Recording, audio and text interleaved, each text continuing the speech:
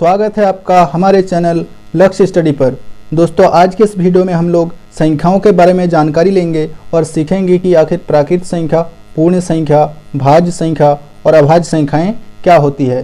तो वीडियो बहुत ही इंटरेस्टिंग होने वाला है। आप वीडियो में अंत तक बने रहिए और अपने चैनल को अभी तक सब्सक्राइब नहीं किया है तो सब्सक्राइब जरूर कर ले। तो चलिए वीडियो को शुरू करते हैं। दोस्तों, हर एक के मन में एक कन्फ्यूजन होता है कि आखिर प्राकृत संख्या क्या होती है और पूर्ण संख्या क्या होती है। देखिए, प्राकृत संख्या उन संख्याओं को कहते हैं जो गिनती की संख्या होती है, जो गिनती की संख्या होती है। इसका मतलब ये है कि हम लोग गिनती कहाँ से शुरू करते हैं, किस संख्या से गिनती शुरू करते हैं। मान लेते हैं यहाँ पे कोई दो चीज़ है, मान लेते हैं यहाँ पे दो पेन है, ये एक पेन है और ये एक पेन है। तो हम गिनती कहाँ से शुरू करते हैं, जीरो से तो नहीं करते हैं, एक दो। तो इसका मतलब गिनती हम एक से शुरू करते हैं। तो गिनती की संख्याओं को हम लोग प्राकृत संख्या कहते हैं।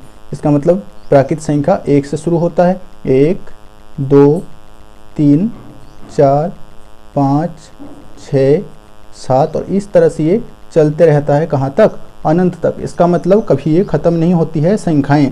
एक जोड़ के हम लोग इसका नेक्स्ट अगला वाला संख्या हम लोग निकाल सकते हैं। जैसे कि 7 है, उससे एक जोड़ देंगे तो 8 आ जाएगा। इसी तरह से ये चलता रहेगा अनंत तक।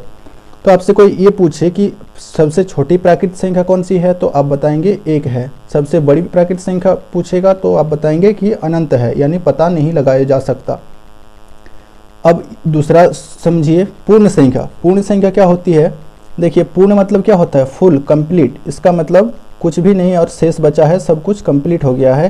तो प्राकृत संख्या में देखिए कुछ एक ऐसी संख्या है जिसकी हमें कमी महसूस हो रही है, और वो संख्या कौन सी है? वो संख्या है दोस्तों जीरो। देखिए, प्राकृत संख्या 1 से शुरू है, इसका मतलब यहाँ जीरो नहीं है। 1 2 3 4 5 6 इस तरह से बढ़ता जा रहा है, लेकिन इस जो सीरीज़ है, इस वाले सीरीज़ में जीरो की कमी है। इसका मतलब यहाँ जीरो नहीं है। अगर हम इस सीरीज़ में जीरो को भी जोड़ दें, जीरो को भी ऐड कर दें, तब ये जो सीरीज़ है ये फुल हो जाएगा, ये कंप्लीट हो जाएगा। और अगर ये कंप्लीट हो जाएगा तो उसको क्या बोलेंगे? हिंदी में पूर्ण बोलेंगे, ठीक है, और इंग्लिश में बोलेंगे इसको होल नंबर, ठीक है। तो जीरो को ऐड कर देते हैं इसमें। देखिए, पूर्ण संख्या मतलब हो गया शून्य प्लस में प्राकृत संख्या, यानी प्राकृत संख्या में शून्य की कमी थी। अगर हम उस शून्य को भी उस जगह में भर दें, फुल कर दें, तब क्या हो जाएगा? वो पूर्ण संख्या हो जाएगा। अब देखिए, जीरो यहाँ हम लिख देते हैं, उसके बाद 1 2 3 4 5 6 7 इस तरह से आगे भी चलता रहेगा अनंत तक। आपसे पूछे सबसे छोटी पूर्ण संख्या कौन सी है, आप बताएंगे जीरो है, क्योंकि जीरो से ही तो शुरू है। और सबसे बड़ी पूर्ण संख्या पूछे तो आप बताएंगे अनंत है, क्योंकि उसका पता नहीं लगाया जा सकता। तो ये आपको क्लियर हो गया होगा। अब दूसरा समझते हैं कि भाज्य संख्या क्या होती है। दोस्तों, भाज्य संख्या उन संख्याओं को कहते हैं जो एक और स्वयं के अलावा दूसरी संख्याओं से भी कटे मतलब पूरा पूरा भाग लगे। जो संख्याएं दूसरी संख्या से पूरा पूरा भाग लग जाता है उसको हम लोग भाज्य संख्या बोलते हैं। ये कहाँ से स्टार्ट होते हैं दोस्तों? जैसे देखिए, एक से भाग लगता है, 3 से भाग लगता है और 1 से भाग लगता है, दूसरे संख्या से नहीं भाग लगता। तो ये 4 से शुरू होता है, यानी 4, 1 और 4 के अलावा 2 से भी कट जाता है, 2 से भी भाग लग जाता है। तो जो संख्या 1 और स्वयं के अलावा, स्वयं मतलब खुद की संख्या, अपनी संख्या, तो अपनी संख्या 4 है, 4 1 से भाग लगता है और 4 से भाग लगता है। इसके अलावा ये 2 से भी तो भाग लग जाता है।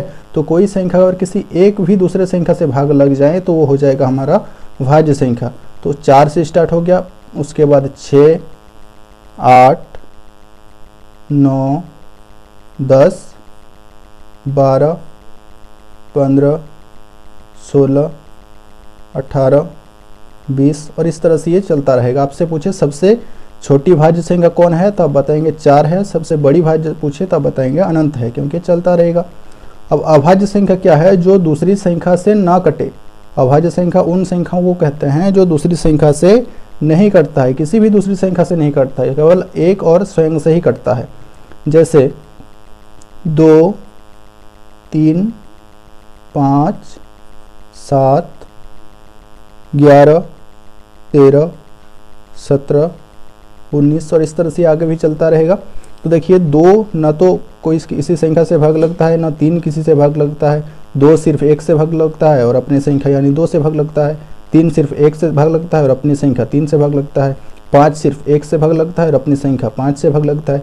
इसका मतलब वैसी संख्याएं जो सिर्फ अपनी संख्या और 1 से भाग लगता है वो हो गया हमारा अभाज्य संख्या, यानी जो दूसरी संख्या से भाग ना लगे।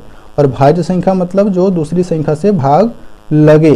तो आपसे पूछेगा सबसे छोटी अभाज्य संख्या कौन सी है, तो आप बताएंगे 2 है। सबसे बड़ी अभाज्य संख्या पूछेगा तो आप बताएंगे अनंत है। और नोट करके आप याद रखिएगा नोट में कि जो 1 होता है, जो 1 होता है ये ना तो भाज्य होता है, ना तो भाज्य होता है और ना ही अभाज्य होता है।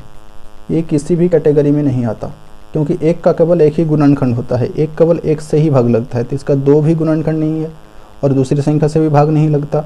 और 2 गुणनखंड होता यानी सिर्फ 2 संख्या से भाग लगता तो वो अभाज्य संख्या होता, और किसी दूसरे संख्या से भाग लगता वो भाज्य संख्या होता। लेकिन 1 किसी से भी भाग नहीं लगता, सिर्फ 1 से ही भाग लगता है।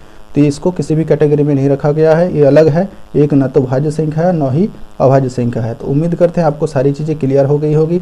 तो मिलते हैं इसी तरह किसी मज़ेदार नेक्स्ट वीडियो में, तब तक के लिए जय हिंद, जय भारत।